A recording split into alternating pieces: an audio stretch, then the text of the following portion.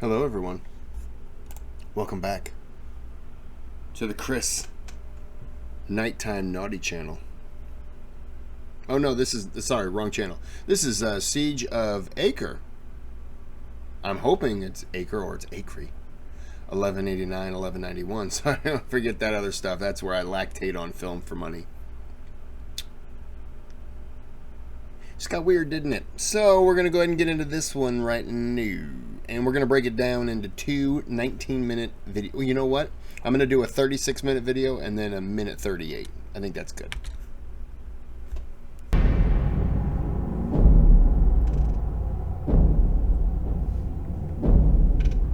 The Christian army was utterly destroyed in the Battle of Hattin on July 4th, 1187. Saladin, the champion of Islam, moved to reduce the remaining Christian holdings in the Holy Land. In mere months, Acre, Haifa, Caesarea, Jaffa, Sidon were in Muslim hands. In Jerusalem, Balian of Ibelin held out under siege until October, when he surrendered the city. Christians native to the city were permitted to stay, while the rest were escorted out, a testament to Saladin's peaceful takeover. But the well-fortified port of Tyre remained in Christian hands. Aboard a Genoese ship, a certain Frankish noble from northern Italy, Conrad of Montferrat, was just days from reaching Tyre. Successes against the armies of Frederick Barbarossa brought him fame and prestige, while his personality and good looks made him the darling of the court in Constantinople. Now, with most of the Holy Land lost and much of the Crusader leadership dead or captured, by pure chance Conrad emerged as the principal Christian leader in the Levant upon his arrival in Tyre in mid-July 1187. Across the Mediterranean Sea, word of the disastrous turn of events reached Pope Urban III, who allegedly died from shock upon hearing the news. Wow. 9 days later, on October 29, 1187, his successor, Pope Gregory VIII, issued the papal bull Audita Tremendi, which pushed for a renewed crusade to retake Jerusalem.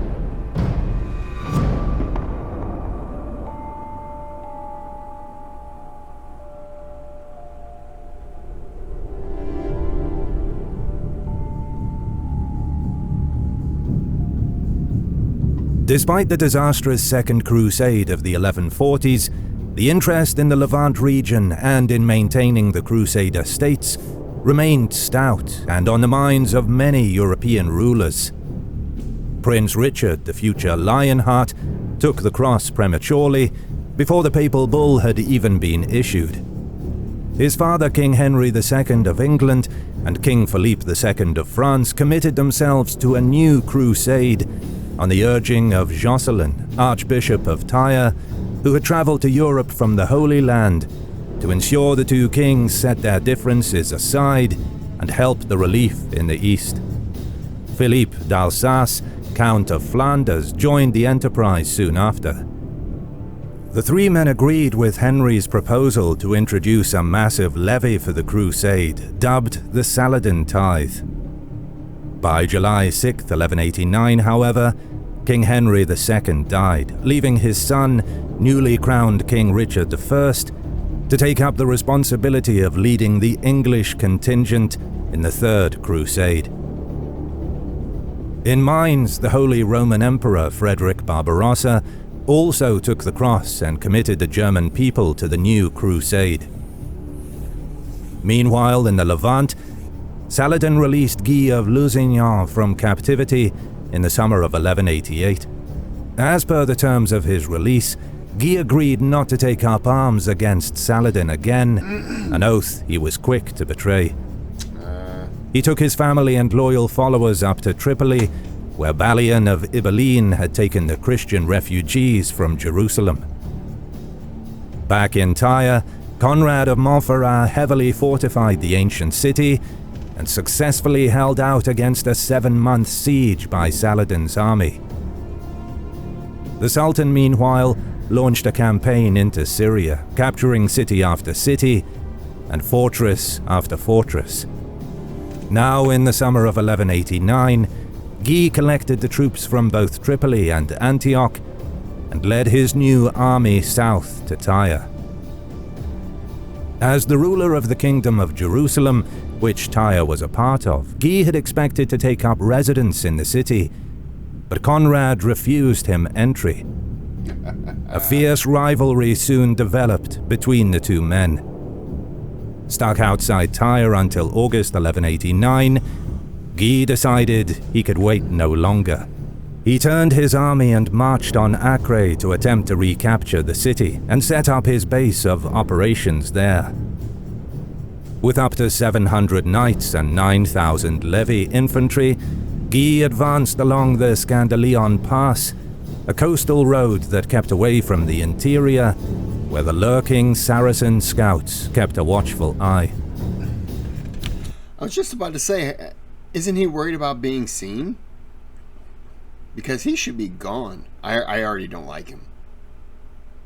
But he should be gone. But the movements of the Crusaders were spotted after all, and the information relayed to Saladin. Strangely, the Sultan hesitated. Encamped at Belfort Castle, a strong defensible spot, he wondered if Guy's movement was an elaborate ruse intended to lure him away from this good position and render him vulnerable to attack from the north and south. The Crusaders eventually reached Acre.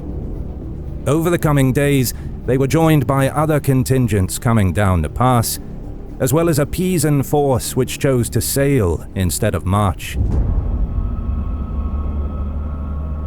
Guy and his main host encamped on the ancient hill known as the Toron, climbing it by night to avoid detection. From the Toron, they had a clear view of the city and the Acre plain below. The position was highly defensible. The eastern edge of the Toron dropped steeply, making Guy's encampment immune from cavalry charges. Between the Toron and the city walls, Guy's main army encamped on August 28, 1189, marking the start of the siege of Acre. Upon learning of the siege, Saladin set out from Belfort Castle with his army, calling for additional soldiers throughout his empire to reinforce him. Men from Mosul, Sinjar, Diyarbakir, and elsewhere soon flocked to the Sultan's banner. From his vantage point on the Toron, Guy watched as Muslim reinforcements gradually came into view, and the Christian warriors prayed to God to succor them. Saladin made his camp on August 30th at Tel Kaysan, close to Acre. The Muslim left wing spread across the Bilis River, with the right wing stretching to Tel al-Ayadir. In front of the main ranks was a stationary advance guard, whose orders were to harass the Crusader perimeter on a daily basis and prevent anyone from escaping the encirclement. Guy's army was now trapped between the defenders of Acre and Saladin's relief army. On September 1st, Guy launched an attack on the walls of Acre before the bulk of Saladin's army could arrive. Because his siege catapults were not yet complete, Guy relied on his infantry to carry the assault. They rushed forward with ladders to scale the city walls. From above, the defenders shot arrows, hurled rocks, and other projectiles. The Christians pushed their way up, and a fierce melee broke out along the ramparts.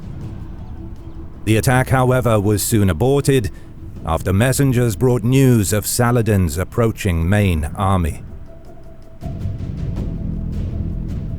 Fortunately for Guy, reinforcements were on their way, and not just from Tyre. In mid-September, a fleet from the west carrying Danes, Welsh, and Cornish arrived. Days later, a second fleet, led by the Lord of Condé and Guise, James of Avesnes, was approaching. 50 ships strong, It carried between 12,000 and 14,000 Flemings, Frisians, Germans, and Bretons. James took control of the Crusaders' army's field operations after his arrival, sometimes sharing the responsibility with Ludwig III, Landgrave of Thuringia. Near the end of the month, more reinforcements arrived from Tyre, led by Conrad and Gerardo, Bishop of Ravenna. So many Christian ships were now moored in the bay and blockading Acre's harbour that their masts reminded one Muslim observer of tangled thickets. The Muslim leadership estimated the Crusader force to be 2,000 horse and 30,000 foot. Saladin met with his war council and decided it was time to test the strength of the Christians.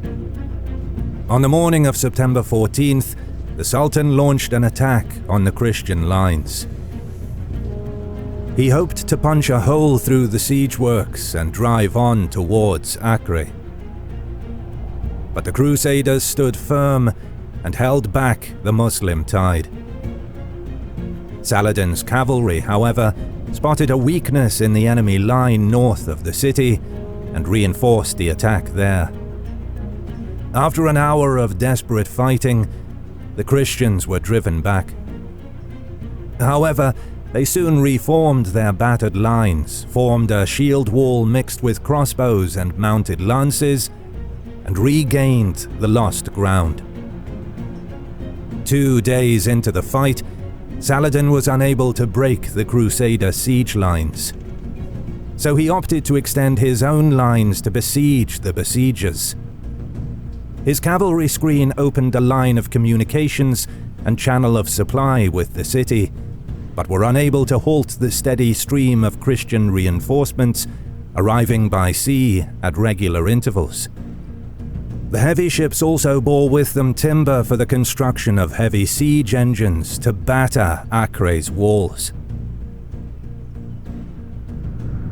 More alarming news came to Saladin when he learned that Holy Roman Emperor Frederick Barbarossa had reached Constantinople in August, with an army reportedly numbering 200,000 crusaders.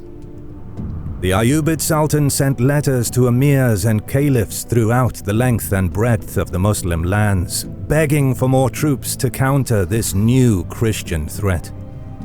To his despair, he failed to garner additional support. Has Saladin realized that he's fighting, I keep saying Guy, but Guy, who shouldn't be fighting him? You know, he let him go. Does he know that that's who he's fighting? I'm guessing yes. But yeah, I wanted to say that earlier, but I was hoping maybe they would say it. Worse, he found the fidelity of some of his vassals wavering.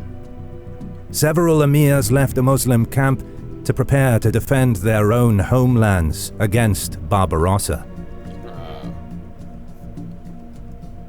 With their numbers and confidence bolstered, the Crusaders under Guy opted to attack Saladin's lines on the morning of Wednesday, October 4th, with the intent of reaching and destroying the Muslim camp at Tel al-Ayadiyah. The attacking force was arranged in 3 lines of the left, right, and center, with archers and crossbowmen in the first line, infantry in the second, and cavalry in the third. Conrad of Montferrat led the left wing of mostly Italians along the coastline, with Gerardo of Ravenna. The right wing extended to the Belus River and was led by Guy. The cavalry on the right wing consisted of Knights Hospitaller, with Italian and French foot and missile troops. The center was near the mosque of Ain Bukr, outside the city walls, and was commanded by Andrew of Brienne and Ludwig III, sitting in the rear guard with their knights. Templar Grand Master Gerard of Riederfort led the center's vanguard. Catalan and German foot soldiers stood in front of the Templars. Remaining in camp as a check against sorties from the Acre garrison was Guy's brother, Geoffrey of Lusignan, accompanied by James of Avesnes and his men. Opposing the Crusaders were the divisions of Saladin's army. On their extreme right wing was the Sultan's nephew, Taqi al-Din. He and his men took position on the end of the line by the sea. On the near right were Saladin's sons, Al-Afdal and Al-Zahir. The rest of the right consisted of soldiers from Mosul, led by the lord of Hizn Kaifa. The Muslim left wing was more diverse. On the far left, near the Bilis River, was a company from Asadiya and the Mamluks of Asad al-Din Shirka, Saladin's deceased uncle. The near left had soldiers from Sinjar, led by Mujahid al-Din Yuran Kush, more Mamluks, and soldiers commanded by Muzaffar al-Din. There were other groups of Kurds. Emir Mujali led the Mihrani and Hakkari Kurds, while others were commanded by their chiefs. Saladin rode in the center, accompanied by his regular troops and a personal guard of military slaves. Each wing was protected by a thin line of skirmishers. The battle began at 9 a.m., when the Crusaders engaged the Muslim advance guard, quickly dispersing it. The Templars and Hospitallers riding through the enemy infantry and missile ranks. Fighting bogged down for 4 hours. In the afternoon, matters shifted when the Italians on the Crusader left wing managed to push forward into the Muslim right. And Taqi al-Din ordered his soldiers to pull back, attempting a feint to lure the Crusader wing away from the main army. Oh, okay. Saladin saw his nephew retire and assumed the worst, sending reinforcements from his own center to assist him. This was a critical error. Upon seeing the thinning ranks ahead of them, the Crusaders in the center and right moved ahead towards Saladin's position, hitting the Muslim line in the gap between the center and right wings. Crusader cavalry boldly charged between the thinning Muslim ranks, and foot soldiers kept a steady pace behind the knights. Christian infantry and cavalry charged simultaneously, crumbling the second enemy line. Are the knights, are they, what I expect, covered in complete metal or like chainmail or something like that? That's what I always imagine them. I imagine just completely covered in metal, and they've got the little slot that they have to open. It just kind of reveals their eyes, and then they drop it back down and start fighting. That's whenever I hear knight, that's what I think of. And when I see them running, I'm thinking, I can't be thinking. It must be like chainmail or something. That's still probably heavy. Anyone know? Anyone have any idea? Because I always think if I'm in one of those, it's just gonna, if it's hot outside, it's got to be hot in that thing. You're probably gonna have a heat stroke and die. And let alone trying to run. Oh, they would know you're coming. You just sound like a jerk. A general rout began, with the right flank fleeing towards Tel al-Ayadiyah. Those from the center made for either Kahawana, across the bridge to Tiberias, or even Damascus. Those Muslims determined to stay in the fight were cut down. Others were caught at their tents and killed there. At this critical moment in the battle, however, the Crusaders who broke into the Muslim camp chose to loot the tents for booty, driven by both greed and hunger. So I just did the video of, is it the Battle of Uhud? And it was, you know, the battle was like, oh, this didn't go as was planned. That's the exact same thing that happened. The Muslims had taken advantage, got in, and looted the camp. And I was like, I even paused the video and I said, that's why do that? and they just did it. The looting brought a halt to the Crusader charge, and all momentum in the battle was lost. Yep.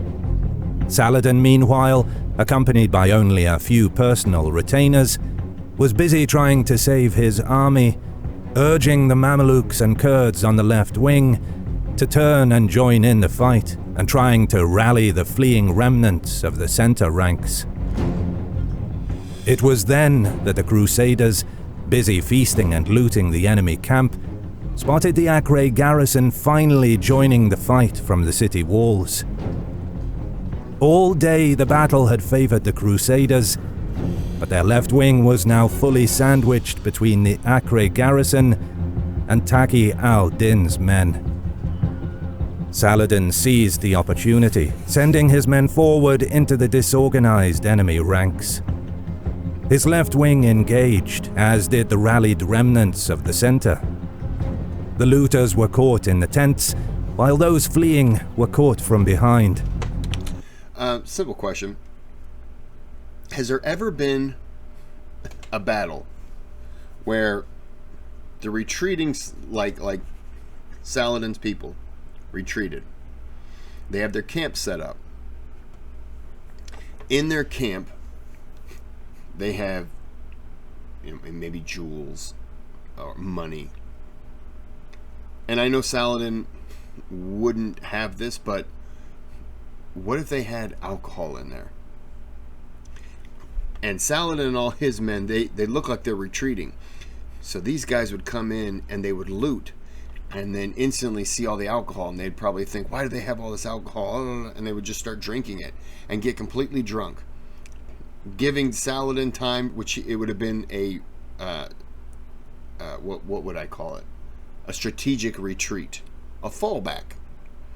You wait and then charge and just hit them, because you know the people who are going to be looting the camps they've lost their self-control. They've turned greed, and they probably think, oh, we're gonna toast, we're gonna drink, we're gonna do it, and then you turn around and attack and you hit them. Has that ever happened?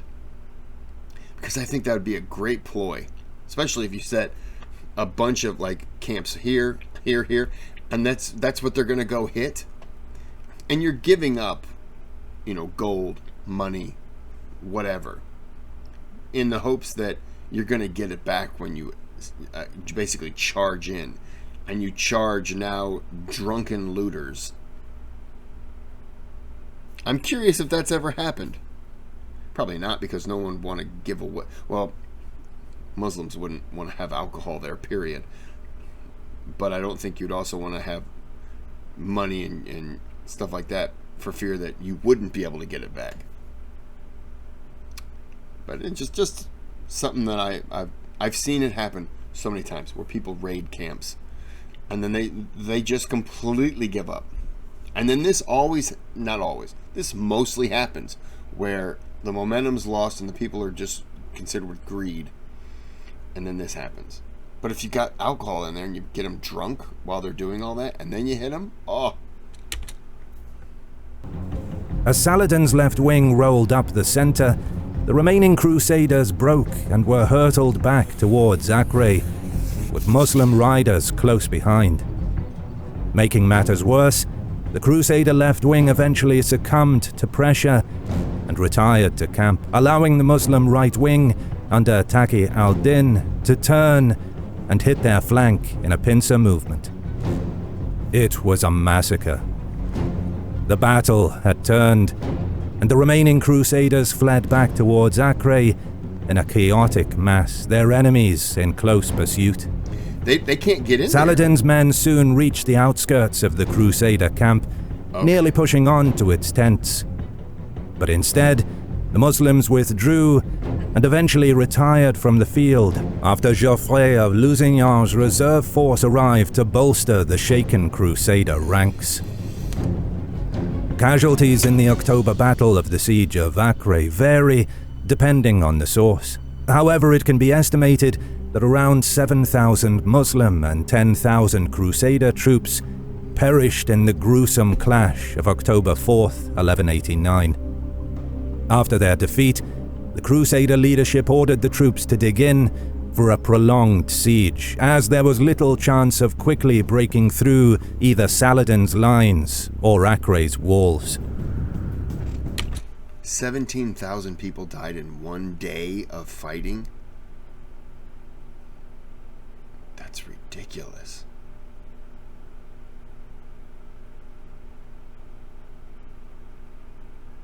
I don't even think the county that I live in, which is like some small towns, I don't even think there's 17,000 in the county. That's crazy. Well, since they're fading back, I'm going to go ahead and stop the video here. We'll come back and we will finish with part 1. This is part 1 of part 1. And then we'll have part 2 of part 1 next. Yes, that was right. And it always happens. They get greedy, they raid a camp, and then... Why? I just don't understand. Why can't you wait for the enemy to leave? The only thing that was missing was Saladin to have like a fishing pole with like money on the end of it and throwing it towards them and then reeling it. No, come on. And the by the way it is, like the greedy ones would look over and go, oh yeah, I'm going to get that coin. That's mine. It's attached to a fishing line and a hook, and you see who is doing it, and he's trying to get you out there. Yeah, but I really want it.